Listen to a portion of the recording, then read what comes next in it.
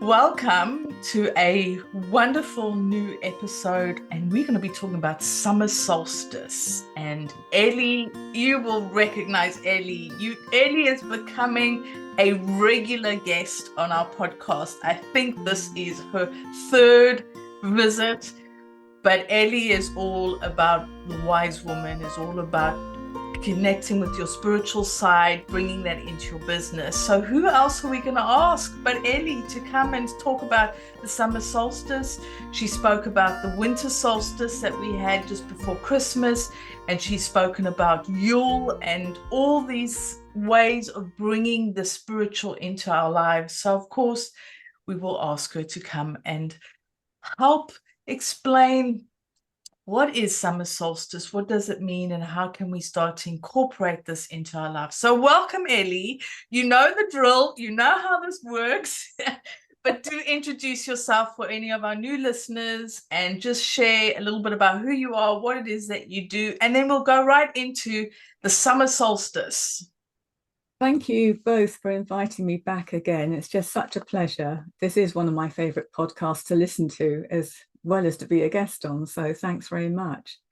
Yes, I'm a Celtic wise woman. I've been trained in the shamanic wise woman tradition, and I bring that element into modern day life for business women and for women who really want to manifest their dreams and goals. But I combine the practical with the magical, and that makes it a lot more fun.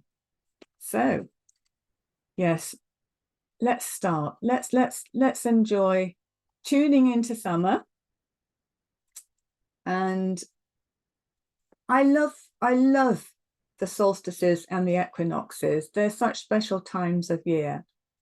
Now, the summer solstice, which we're talking about today, that's also known as midsummer, and it's the longest day of the year. And it marks the halfway or midpoint of the year, which, that's quite significant. It's one of the 4 quarter festivals in the Wheel of the Year. As I mentioned, we've got 2 equinoxes and 2 solstices. And the Wheel of the Year helps us to remember, celebrate, and honor the seasons. And that's what the equinoxes and solstices are all about. They're stopping points, so that we can stop and reflect and take in what the season is all about and celebrate it, because we don't celebrate enough in this life. Now, in the pagan tradition, it's called Litha summer solstice, and it's the perfect time when hand fasting marriage ceremonies take place. Summer solstice is the peak of magical power, especially at sunrise. It really is worth getting up early to see the sunrise on summer solstice. You can actually feel the energy of the earth quickening as the sun rises. I've never ever experienced that on any other day but summer solstice morn. And that's why it's so special.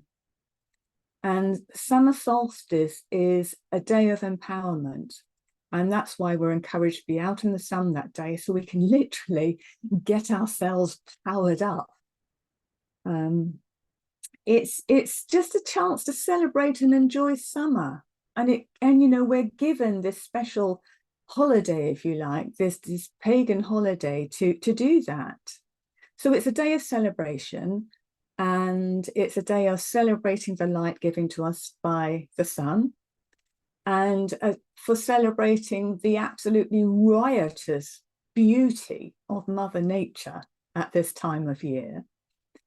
And it's about celebrating our bodies by warming them in the sun, by frolicking in the waters of the seas and the lakes, and having fun with each other. It's a very sexy time of year, I suppose. It's just about having fun, celebrating.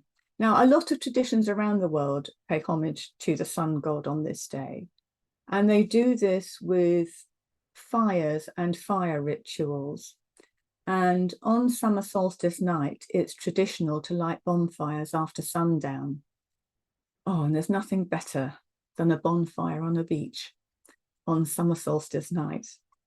And then you can celebrate with each other by sharing, summer food and drink. and appreciate all the fertile beauty surrounding you. And it's nice to actually, bring the flowers in from the outside if you're indoors, or even if you're having an event outside, gather the flowers, make table displays, make crowns of flowers. At that time of year, you've got the most divine flowers out. You've got like sunflowers, roses, jasmine, the buddleia, the butterfly bush. Oh, I love that. It comes in all different colors, and it's got a slight smell of honey, a sweet honey smell, which is why it attracts the butterflies. You've got geraniums and lilies, and then you can add in ferns and ivy to your displays, and they'll just look fabulous.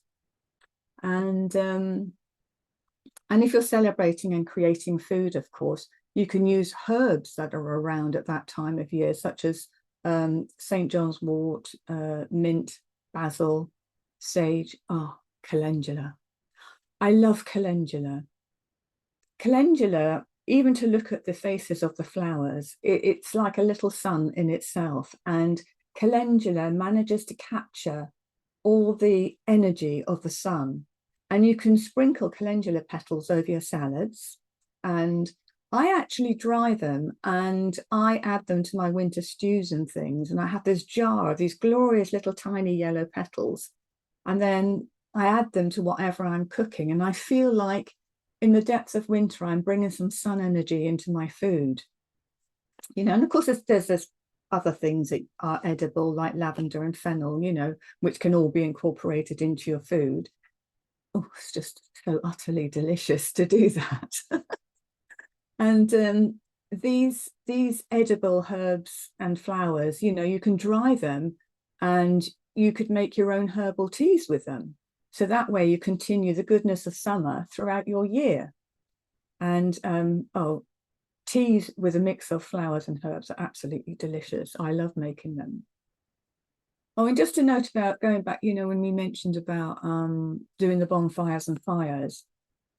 If you can't do a bonfire where you are, well, then candles will work just as well. Do a candle ceremony, focus on the flame, invoke the warmth of the flame. Well, whatever you're doing, just, obviously be safe and be respectful of where you're doing it. But summer solstice is a very powerful point in the year.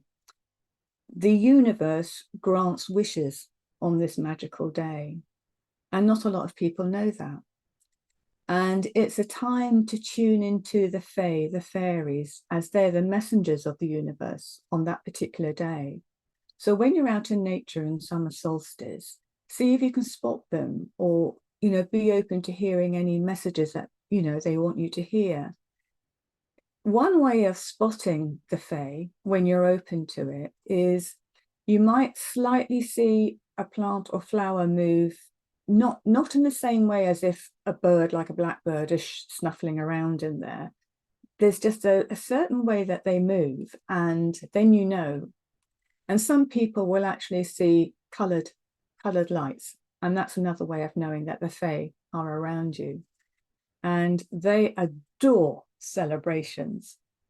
So try and open your mind to the magic of the fairies. Sounds a bit woo-woo, but it's wonderful. Well, as this is a day of empowerment and the veil between the worlds is thin, do be open to receiving ideas and pay attention to your dreams around this time. Write them down because they may contain messages and information for you. If you've been waiting for answers to questions, this may be the day. If you're relaxed and open, this may be the day that you suddenly you'll be doing something. You could be busy making the food or whatever, or going for a walk, and then suddenly it'll land. You think, oh, that's what I've been needing to know. So it's a very special day. And another thing that the universe wants you to be aware of, it's the longest day and the shortest night. And the universe during this time wants you to become conscious of your gifts and start using them. it's a really magical and fertile time. So make the most of it. You know, you're here on this planet for a reason. You have been granted certain gifts for a reason, because this world needs them and this world needs you. And it's been a tough few years, really tough few years. And everything's got awfully heavy with what's been going on in the world. So use the quarter festivals as a way to find time, a little window of joy and celebration. And I love that this time of year celebrates light and fire. You know, that fire that burns in our soul and keeps us going, even through all these dark times, you know, that fire in the belly that helps us get through the tough times. And when you have a dream or goal, that fire is what keeps you heading in the right direction. So on summer solstice day, tune into the fire energy and absorb it. You know, whether it's looking at a candle or getting out in the sun, just feel yourself filling with divine warmth on all levels of your being. And then that will translate into recharging you on your soul level, on your emotional level, your mental level, as well as your physical level. And then you'll be charged up for the 6 months ahead to the end of the year. So on this day, make some time and space for yourself and open yourself to the magic that's available for you. And I'd like to share, there's a lovely chant I'd love to share with you. It's a summer solstice chant about the sun. I am the fire that burns within your soul. I am the holy light that fills and makes you whole. I am the flame within that never dies. I am the sun that will ever rise. Power of the sun, we honor you this night. We leap across the fire to keep our spirits bright. Power of the sun, fire in the night, we leave behind anything that binds to restore our sight. I am the fire that clears away the old. I am the holy light that guides your soul. I am the flame of love for which you yearn. I am the sun. I will always return. Blessed be. Thank you for that. That was beautiful. And wow, you see, like I said in the beginning, you know how to do this, but you are so passionate about these festivals, and it comes through. And I love all the little bits of tips that you've shared, you know, about calendula. I mean, I know calendula can also make a really fantastic ointment for sores and all that. And like you said, to put it with your stews during the winter to have that little bit of sunshine. But I have a question for you. Is growing up in South Africa, it's going into the winter solstice, so not the summer solstice. But there's a festival that we celebrated called St. John's Festival, which is around about the time of the solstice. And that's very much about having a bonfire and just coming together, and some wonderful stews, because remember, this is winter. I know that St. John's Festival is also celebrated here in the UK, but I'm talking about the growing up. So is there a connection between the St. John's Festival and the summer solstice, or is it a coincidence, or is it a takeover? What, because I've never put the two together. I always know that St. John's Festival is in June, but I never twigged that they're actually very similar dates, if not almost on the same date. I think that's the reason that St. John's Wort is called St. John's Wort, because it's that particular point in the year. And you were mentioning calendula, and the calendula is really good for tummies, to keep tummies settled as well, because as it soothes skin in an ointment or balm or cream, it also soothes the tummy, which is why I like to add it. But yes, always St. John's, yes, I just immediately I thought of St. John's Wort because it comes out at that time of year. And this is something that we always learn something new, you know, when you come on, like with the calendula. I never thought about putting calendula as a food. You know, the petals. I've always known it as an ointment. Growing up, I think I used it quite a bit for the scrapes that I used to get into. But it is just really fascinating how you've bringing in that warmth, like you said, the fire and getting up for the sunrise, which is what, like hoppers in the morning. It's like, It is. wow. It is. I did that with a herbalist friend I used to know, and oh, it's just incredible because nobody else is up except nutters like us, you know. And it was just the most amazing experience. You know, I love to be around for sunrise on solstice. I got married on summer solstice, and I was inspired to get married on that date because my maternal Irish grandmother had got married on summer solstice in 1933. So like 70 years later, I did it, and it was lovely to carry on the tradition. But I didn't have a hand fasting because we went to Alaska, and it's a there's enough complication in organizing a wedding in another country. But we had a lovely surprise because we happened to meet a Lakota Sioux Indian, although that he's not from that part. And when he heard that we were on our honeymoon, he got his drum out and he sung us a Lakota love song as a blessing, which I thought, well, that's really nice.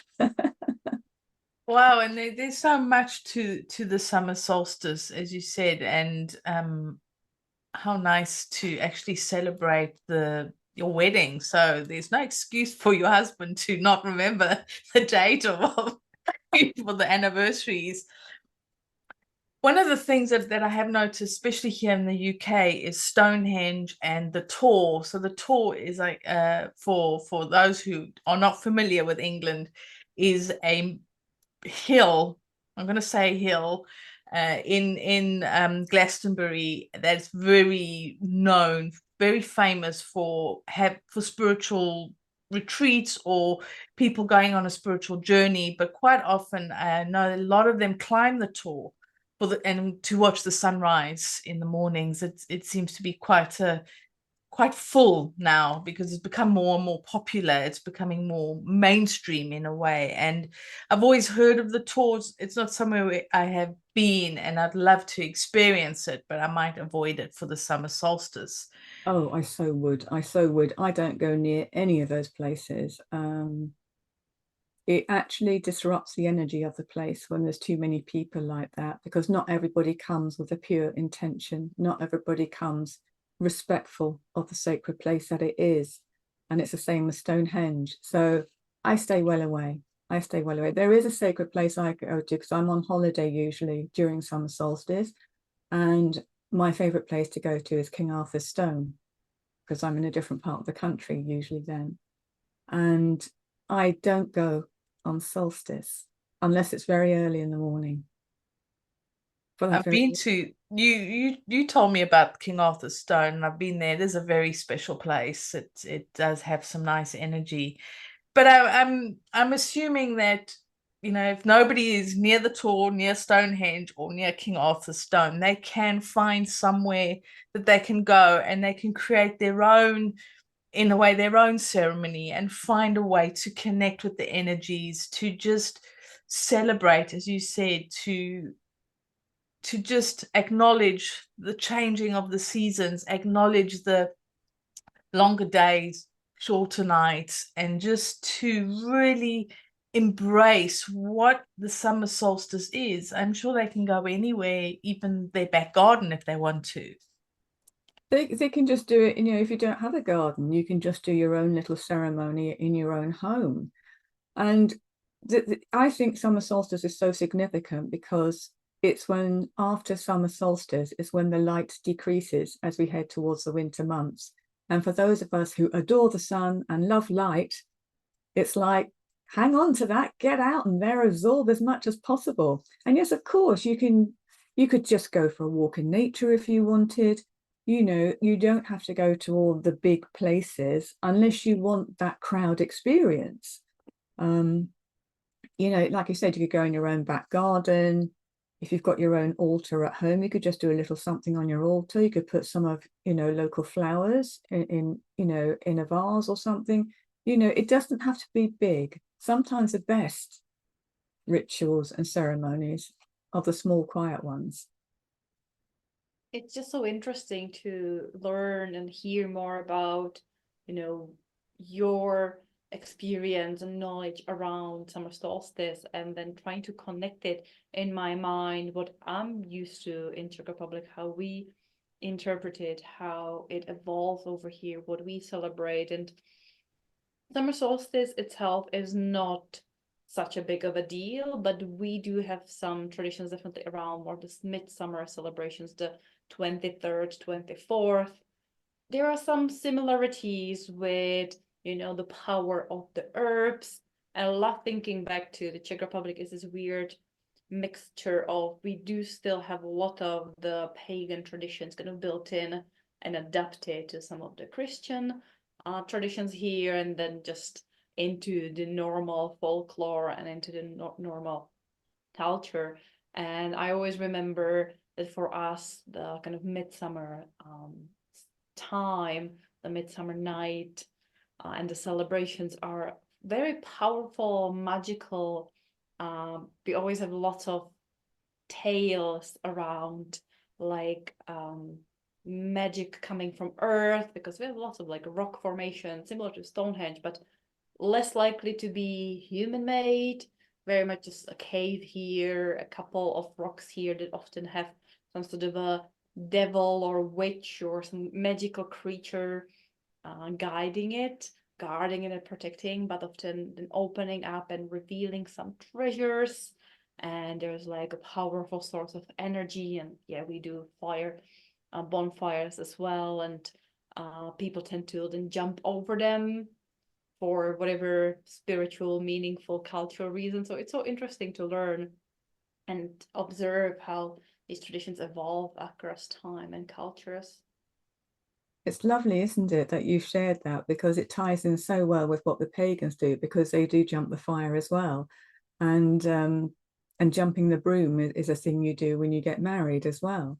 And it's just lovely that these traditions, because they are such old traditions, and I love the fact that they're still in our different cultures now.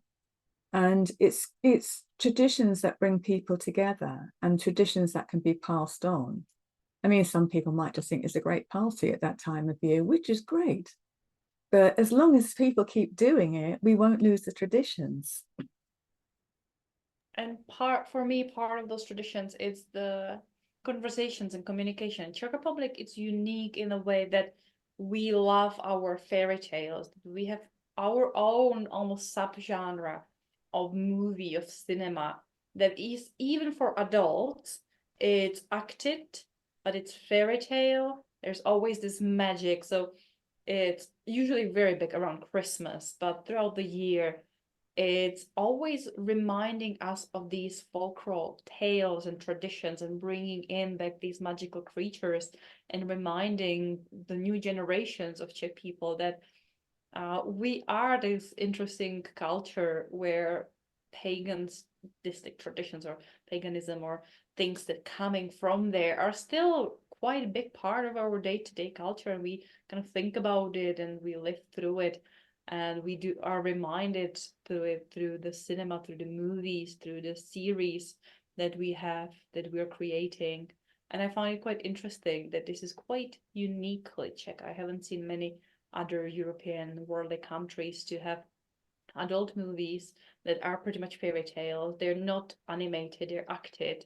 There's always this good and bad and evil and light and fire and darkness, and all these kind of elements that we are discussing with with the devil and with the sky, and representation of the stars in the sky and of the sun often, or there always will be this wise a woman who understands the herbs and who talks to the spirits. So it's interesting to really then think about it a bit more, how we're perpetuating this knowledge in our culture particularly. And yeah, it's funny because the word pagan puts people off, but it's just a way of saying indigenous tradition. That's really what it's all about. I'd love to work. Those are my kind of movies. Unfortunately, I don't think there's much of a demand for them to be translated to English or have captions. But often, even if you would be looking at them, you would get what's happening.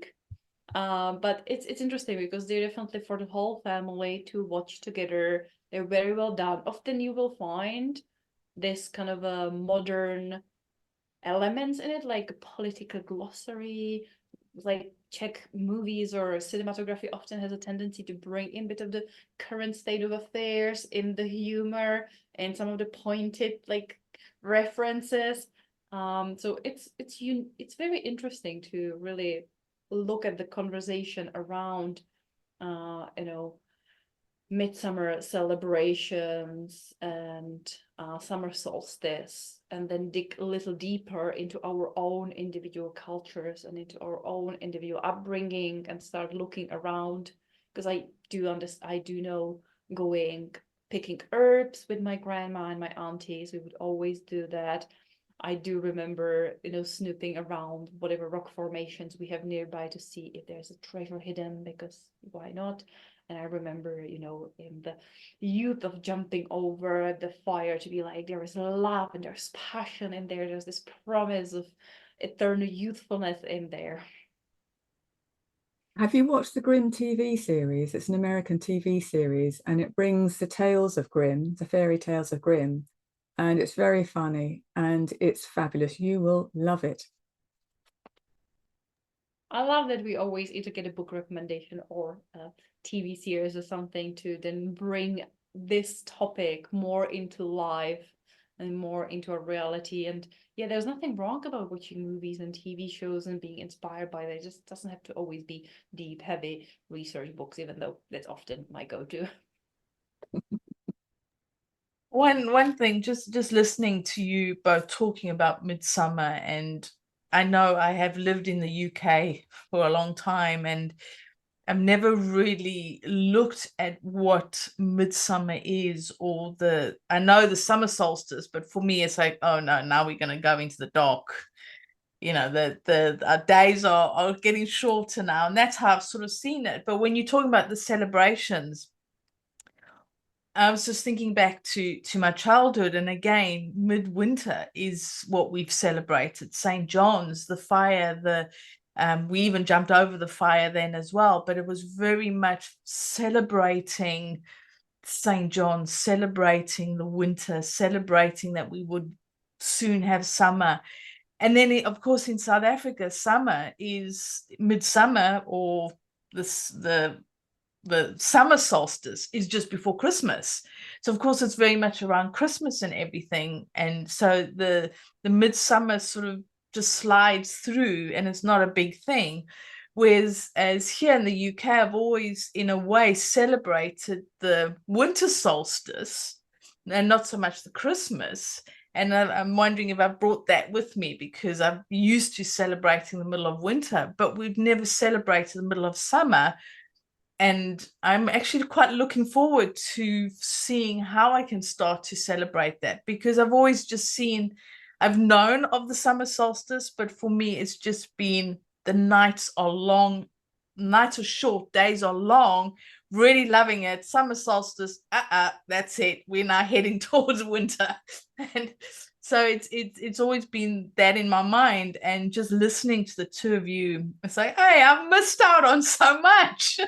I didn't get to celebrate midsummer, but I get it now. But I got to enjoy really celebrating winter, celebrating the cold, because even though on cold standards it's not that cold in South Africa, you don't have the heating that you have here in Europe. It's just cold all the time. So when you have these fires, it just warms up. And we had lanterns and just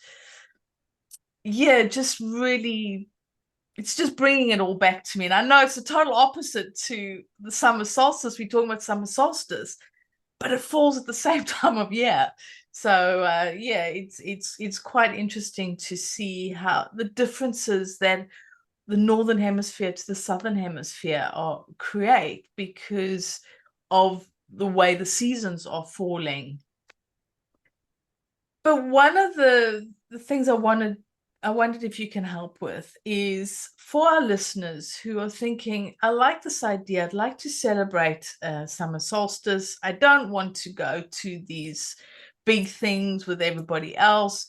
Can you share some little things that people can do on their own or as a family that they can, I know you mentioned getting up and experiencing the sunrise, but what can people do in themselves or for themselves?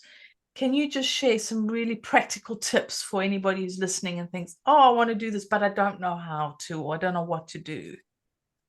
I think it's really important to find your own thing rather than something that somebody said, because it depends where you live, it depends what you've got around you, it depends how much time you've got, it depends whether you're on your own or with other people. And it's just, somebody might just choose to go for a quiet walk by themselves and just look around at what's around them and have a quiet chat with, the spirits that are around and look for the fairies in the flowers. If you've got an altar, like I said, you could do a candle dedication, to work with the fire element, bringing in flowers from the garden, treating yourself to some flowers if you don't have your own garden. Why not treat yourself to some flowers? It's about being exuberant, about letting go a bit. And, if you can get yourself near a body of water as well, that's even better, because that's all part of it as well. And the most important thing is just do something that makes you feel like you've enjoyed the day yourself and you've marked the day yourself in some way. So whether that's allowing yourself to have a nice big ice cream on that day, or, cooking something for somebody you love on that day. And it's just use the day for reflection and thinking about, how can I be more aware of what's around me? How can I be more aware of the wheel of the year, which seems to be turning faster every year, doesn't it? So, just do your own thing. Just do, there's no set thing that you have to do. And I know for a fact that the spirits prefer something that's more unplanned and it's been spontaneous. And it's just like, oh, I feel like doing that. If you get that feeling, oh, I really, really want to do that or go there, do it. It's all part of it. And I think sometimes it's just being given that permission to just do it. And no, that's useful. It's useful information, because I know that sometimes it just, how do you start? And I'm very much with the how to, and I like to know how something works or that. But sometimes it's like, how do I even start? And then once you've got an idea, then you can bring in your own little bits. But it's also being given that permission, which you've given, is just find your own way of doing it and find what works for you. As normal, Elly, you give so much information, so many tips and things that people can do or things to think about. As I'm sure you know by now, we always like to have that last little bit, that last little gold nugget, that last little tip or something that we can get. So is there something that maybe we haven't asked or you haven't mentioned and you're thinking, oh, I need to share this? Or is there a last little tip or gold nugget that you can share about summer solstice or about midsummer, or just something to help our audience? Now's your space. What I would say is, every moment, look for joy. Look for something joyful every day if you can, despite everything that's going on. Find the little joys, appreciate the little joys, the daisy popping up amongst the cracks of the pavement, the bird landing on your windowsill. These are all gifts. These are all gifts to remind you that, these celebrations like summer solstice, it's the little celebrations every day that keep us going. And the most important thing is to remember that whatever you're going through, you're not alone. Spirit, the universe, witnesses everything you go through and will do everything in its power to help you. everybody has a sole purpose on this earth walk of theirs in this lifetime. And so many times we go off path, we stray, and they want to nudge us back onto path. So when we stop and take time out for ourselves, just to mark the turning wheel of the wheel of the year, it's just, please remember that you're not alone, and ask for help. You don't have to, you can ask human people for help, obviously, but ask whoever you believe in, Buddha, angels, guides, guardians, whoever. We don't ask for help enough. We're so independent, so fiercely independent, thinking that our egos think we know it all, but actually we do need help, and it's a difficult time on our planet at the moment. So look for the little joys every day. Look for a reason to celebrate as often as you can, and ask and ask and ask, and don't be afraid to ask for the big things as well as the little things, because please remember, you're not alone and you are very much needed on this planet. Thank you. Yes, asking for help. And as you said, just ask out there for help and celebrating the little joys. I mean, those are so important. So thank you for that. Where can people find you if they want to have a conversation with you, if they want to reach out, or they just want to see what Elly's all about and enter into Elly's world? They can contact me through my website, ellyyule.com, or email me at hello@ellyyule.com. And I am on Facebook, so they can find me there. And of course, all the links will be in the description, so they can click on the links to connect with you, because it is, I mean, you have your newsletter, you have your blogs, which are really informative, especially around the different phases of the moon and everything else. So it's well worth going and reading some of the blogs. And thank you so much, Elly. We really appreciate your time. We really appreciate you sharing your knowledge, your wisdom, and with us to help us to find our way to getting back to our roots, almost getting back to us being humans and to celebrating the earth and really acknowledging all that's around us, other than just, just living and surviving. And for our audience, what have you got from today's talk? Is this something that is inspiring you to go and have that ice cream, go and celebrate, light that candle, or just be around some flames, or go for a walk, or whatever it is? Has this inspired you to really acknowledge what is the midsummer? What does it mean when the days are longer, nights are shorter? And if you are from the Southern Hemisphere, I appreciate you have winter solstice, so it's a very different feeling. But are you celebrating the winter solstice? You have the longest night and shortest day, but going towards the summer. And are you able to have like a nice bonfire and jump over it and just have that nice warmth? We'd love to know your thoughts on the summer solstice, winter solstice, or just bringing in the woo-woo into your life and learning to connect or reconnecting with your spiritual side.